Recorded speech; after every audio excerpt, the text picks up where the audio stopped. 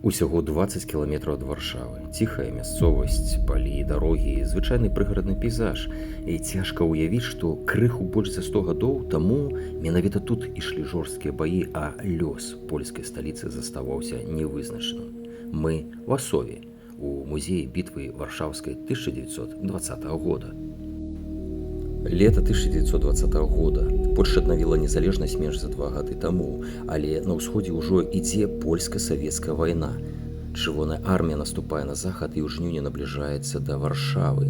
Савецкае кіраўніцтва разглядала наступленне не толькі як вайну з Польшчай, прасоўванне на захад звязвалася і з надзеяй на распаўсюджванне рэвалюцыі далей у Еўропу, але на шляху стаяла Варшава. У сярэдзіне жніўня пачынаецца тое, што пазней назавуць бітвай Варшаўскай. Гэта была не адна бітва ў адным месцы, а вялікая ваенная аперацыя на шырокім фронце. І адзін з яе драматычных эпізодаў адбываўся менавіта тут, каля Асова. Бітва Варшаўская завяршылася перамогай Польшчы. У польскай гістарычнай традыцыі гэтыя падзеі атрымалі яшчэ адну вядомую назву – «Цуд над Віслай». Сёння пра гэтыя падзеі распавядае музей бітвы Варшаўскай 1920 года. І гэта не проста калекцыя старой зброі. Тут ёсць вайсковая форма, дакументы, фатаграфіі, асабістыя рэчы ўдзельнікаў вайны, карты і ўзоры ўзбраення.